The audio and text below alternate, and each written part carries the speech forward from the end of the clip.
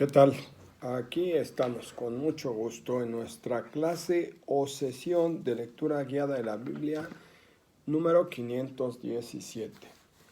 Nos toca leer capítulo 11 y 12 del Evangelio de San Marcos. En nombre del Padre, del Hijo, del Espíritu Santo. Amén. Señor Dios, que iluminas, Jesucristo, que nos salvas, Espíritu Santo, que nos inspiras, asístenos con la gracia con que asististe a la Virgen Santísima para custodiar la palabra. Que en la invocación de nuestra Madre Santísima de Guadalupe todos descubramos que tenemos una auténtica y verdadera Madre. Amén. Capítulo 11, Evangelio según San Marcos. Cuando se acercaban a Jerusalén por Betfagé y Betania, junto al monte de los Olivos, envió a 2 discípulos diciéndoles: vayan al pueblo de enfrente y al entrar encontrarán un burrito atado que aún nadie ha montado. Desátenlo y tráiganlo, y si alguien les pregunta por qué hacen eso, le dirán que le hace falta al Señor y que se lo devolverá muy pronto. Fueron y encontraron el burrito atado junto a una puerta por fuera en la calle. Lo soltaron. Algunos de los ahí presentes les dijeron: ¿por qué sueltan al burrito? Contestaron como les había encargado Jesús y les permitieron llevarlo. Llevaron el burrito a Jesús, le echaron encima sus mantos y Jesús se montó. Muchos alfombraban el camino con sus mantos, otros con ramos cortados en el campo. Los que iban delante y detrás gritaban: ¡Hosana! Bendito el que viene en nombre del Señor. Bendito el reino de nuestro padre David que llega, ¡Hosana en las alturas! Entró en Jerusalén y se dirigió al templo. Después de inspeccionarlo todo, como era tarde, volvió con los 12 a Betania. Al día siguiente, cuando salían de Betania, sintió hambre. Al ver a lo lejos una higuera frondosa, se acercó para ver si encontraba algo, pero no encontró más que hojas, pues no era el tiempo de los higos. Entonces dijo: nunca jamás nadie coma frutos tuyos. Los discípulos lo estaban escuchando. Llegaron a Jerusalén y entrando en el templo se puso a echar a los que vendían y compraban en el templo. Volcó las mesas de los cambistas y las sillas de los que vendían palomas, y no dejaba a nadie transportar objetos por el templo. Y les explicó: está escrito, mi casa será de oración para todas las naciones, en cambio ustedes la han convertido en cueva de asaltantes. Lo oyeron los sumos sacerdotes y los letrados, y buscaban la forma de acabar con él, pero le tenían miedo porque toda la gente admiraba su enseñanza. Cuando anocheció, salió de la ciudad. Por la mañana, pasando junto a la higuera, vieron que se había secado de raíz. Pedro se acordó y le dijo: Maestro, mira, la higuera que maldijiste se ha secado. Jesús le respondió: tengan fe en Dios. Les aseguro que si uno sin dudar en su corazón, sino creyendo que se cumpliera lo que dice, manda a ese monte que se quite de ahí, se tire al mar, lo conseguirá. Por tanto, les digo que cuando oren, pidiendo algo, crean que se les concederá, y así sucederá. Cuando se pongan a orar, perdonen lo que tengan contra otros, y el Padre del cielo perdonará sus culpas. Pero si no perdonan a los demás, tampoco el Padre del cielo los perdonará a ustedes.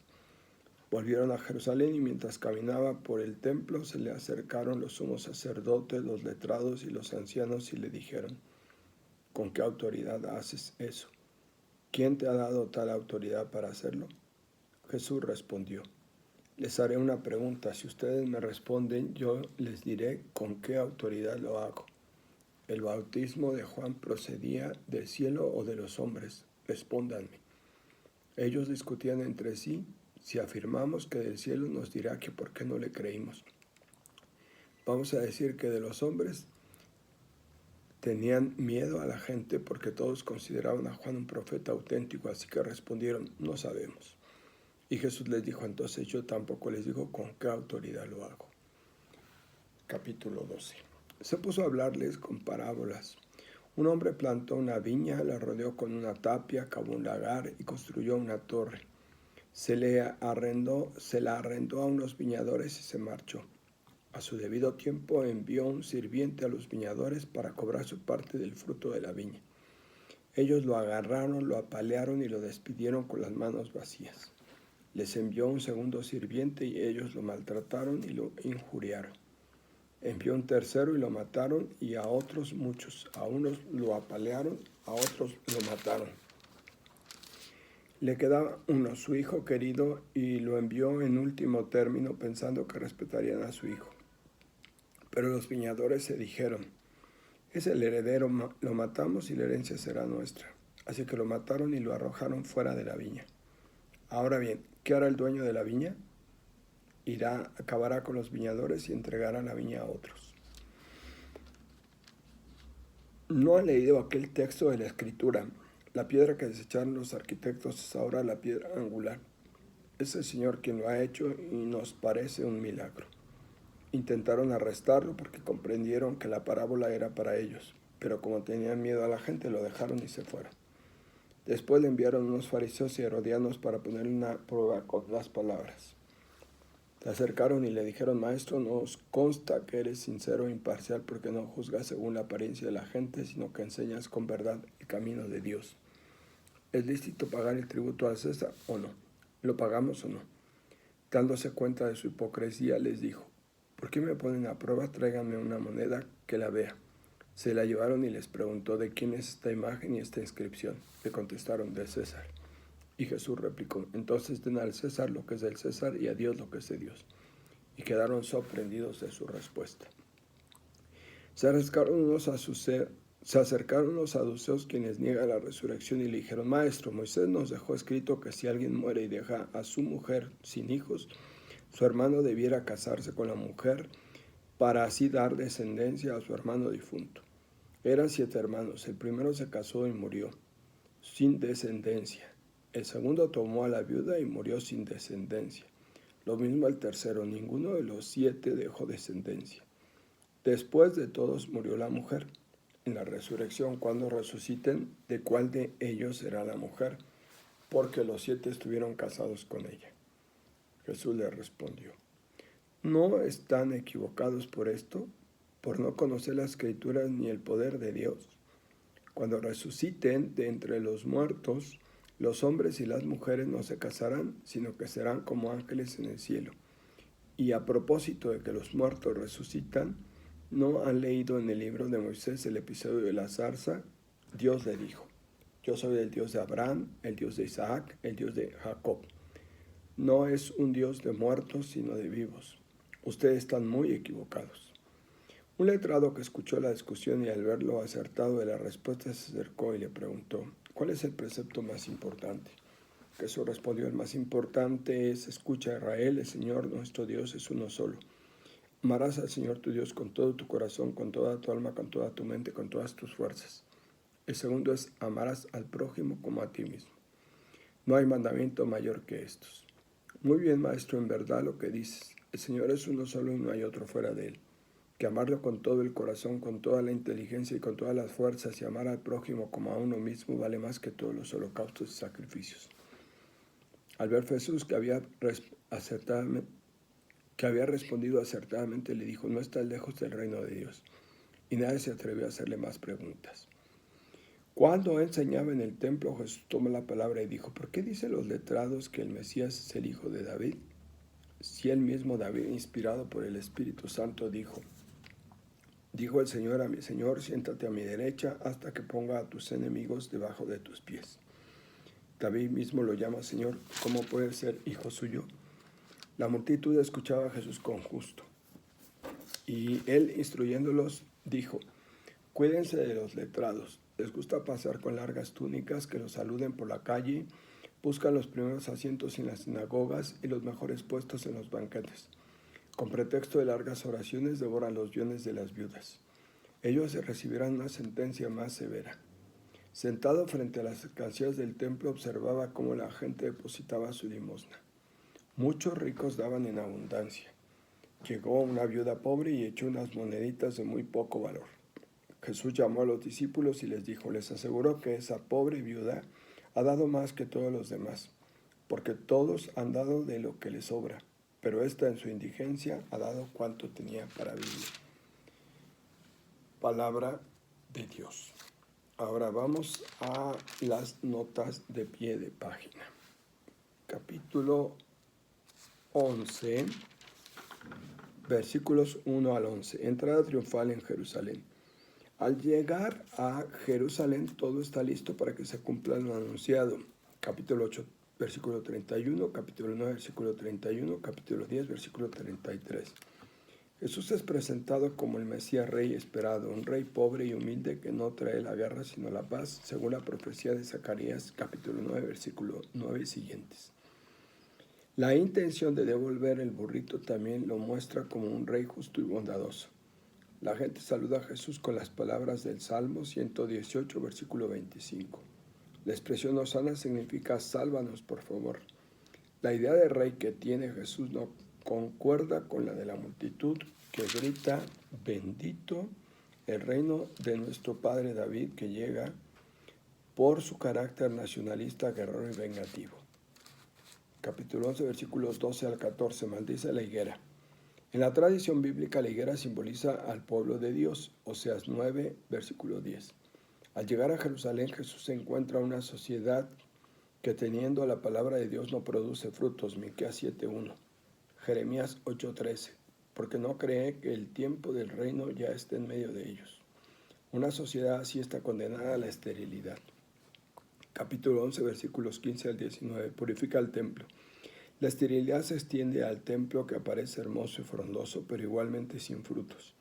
El templo ha perdido su identidad como casa de oración universal, Isaías 56:7, y se ha convertido en una cueva de ladrones que, según Jeremías 7:11, equivale a un depósito de bienes adquiridos injustamente. Capítulo 11, versículos 20 al 26. La higuera seca. La higuera estéril se ha secado. Jesús da 3 claves para que las comunidades cristianas no caigan en la esterilidad ni en la sequedad: la fe sin reservas, la oración confiada y el perdón que favorece la comunión fraterna. Capítulo 11, versículos 27 al 33. La autoridad de Jesús. Los 3 grupos que representan al Sanedrín, el Consejo Judío, reconocen la autoridad de Jesús, pero dudan de su origen. No entienden que la autoridad puede ejercerse desde el servicio a los más pobres y no desde el poder y los privilegios. Jesús se defiende acudiendo a la memoria de Juan el Bautista, quien conquistó la autoridad gracias a su servicio profético. Los dirigentes, que no pueden negar el argumento de Juan el Bautista, deben aceptar implícitamente que la autoridad de Jesús también es divina, porque está puesta al servicio de la humanidad. Capítulo 12, versículos 1 al 12. Parábola de los viñadores malvados. Más que una parábola, este pasaje es una alegoría muy cercana al texto griego de Isaías 5, 1 al 7. Pero entre ellos hay una diferencia importante. Mientras que la de Isaías se centra en la producción de la viña, la de Jesús, en cambio, en la de los viñadores. La viña simboliza al pueblo de Dios y los viñadores a los dirigentes. El dueño de la viña, Dios, no cesa de enviar siervos profetas a pedir el fruto que espera de su viña: justicia, misericordia, verdad, etc. Sin embargo, los viñadores, los dirigentes del pueblo, no solo no envían lo que corresponde al dueño de la viña, sino que también rechazan o eliminan a los siervos enviados. Tanto ama Dios a su viña que manda en último término a su Hijo amado, capítulo 1, versículo 11 y capítulo 9, versículo 7. A Jesús los dirigentes lo reconocen, saben que es el heredero, deciden no solo matarlo, sino también borrarlo de la memoria del pueblo. Lo arrojaron fuera de la viña para perpetuar su dominio. Dios interviene para salvar su viña, resucita a su Hijo amado y lo convierte en piedra angular del nuevo pueblo de Dios. Salmo 118, versículo 22. Los animadores de las comunidades cristianas deben preguntarse cada día si son fieles a la misión del Señor y si están produciendo los frutos que el Señor espera. Capítulo 12, versículos 13 al 17, sobre el tributo al César. Ahora los adversarios de Jesús son los fanáticos religiosos fariseos y los colaboracionistas con el imperio romano herodianos. La pregunta tiene rasgos de hipocresía y de engaño moral. Si Jesús responde que sí, queda mal con los judíos, y si responde que no, los romanos lo tildarán de revoltoso. Jesús, que sabe de sus intenciones, le pide una moneda. La del imperio romano de aquel entonces, esta lleva una imagen del emperador Tiberio y una leyenda afirmaba su divinidad. Jesús pide devolver a César lo que es del César, reconociendo la autonomía del poder civil, pero rechazando su divinización. Jesús se opone a cualquier proyecto teocrático o dictatorial impuesto por gobernantes que se comportan como dioses o señores del mundo. A Dios lo que es de Dios significa que Dios no se identifica con ningún proyecto político en particular, sino con todos aquellos que optan por la vida y se ponen al servicio de las necesidades del pueblo. Capítulo 12, versículo 18 al 27, sobre la resurrección. Llega el turno de los saduceos, quienes intentan ridiculizar la creencia de la resurrección de los muertos. Pero Jesús les advierte de su error al interpretar las Escrituras, pues se guiaban más por sus propios intereses que por los de Dios. Jesús interpreta la resurrección no como una continuación de la vida mortal, tesis farisea, sino como un estado de vida en plenitud con Dios. La controversia termina con una profesión de fe sobre la vida que evoca Éxodo 3, 6 y 15 y prefigura el triunfo de Jesús sobre la muerte. Optar por el Dios de la vida y por la vida del pueblo es un imperativo cristiano. Capítulo 12, versículos 28 al 34, sobre el precepto más importante. El fundamentalismo religioso de los fariseos y los letrados había multiplicado los mandamientos en aproximadamente 630, una barbaridad. Uno de los letrados, sinceramente confundido, pregunta a Jesús por el mandamiento principal. Jesús, fundamentándose en la Escritura, responde que no es uno, sino dos: el amor a Dios y el amor al prójimo. A lo que el letrado, a modo de comentario, añade que amar al prójimo vale más que todos los holocaustos y sacrificios del amor a Dios. Antes que ritos y promesas, debe nacer siempre el amor y la solidaridad por los hermanos. Primera de Juan, capítulo 4, versículo 20. Capítulo 12, versículos 35 al 37, sobre el Mesías y David. Jesús no acepta la filiación davídica por dos razones. Primero, porque él es más que David, y segundo, porque rechaza la idea de un rey que, como David o cualquier otro, divide el mundo en clases sociales. Impone pesados tributos, es nacionalista y excluyente, y se basa en la pedagogía de la violencia y no de la conciencia, etc. Primero Samuel, capítulo 8, versículos 10 al 18. Capítulo 12, versículos 38-40, invectiva contra los letrados. Los letrados o maestros de la ley eran apreciados y respetados por el pueblo. Sin embargo, Jesús los denuncia por hipócritas, corruptos y estafadores que se aprovechan de la fe del pueblo para favorecer sus mezquinos intereses. Y finalmente, comentario de capítulo 12, versículo 41 al 44, la ofrenda de la viuda. Mientras los letrados solo buscan acumular, la viuda da con generosidad. Ella representa al pueblo de Israel excluido social, viuda, y económicamente pobre. Al contrario del joven rico, la viuda no da de lo que le sobra, sino que pone en manos de Dios todo lo que tiene. Jesús cambia así el concepto de limosna parcial por el de solidaridad total. ¿Qué tal? Limosna parcial por solidaridad total. Bendiciones. Aquí continuamos, hermanos.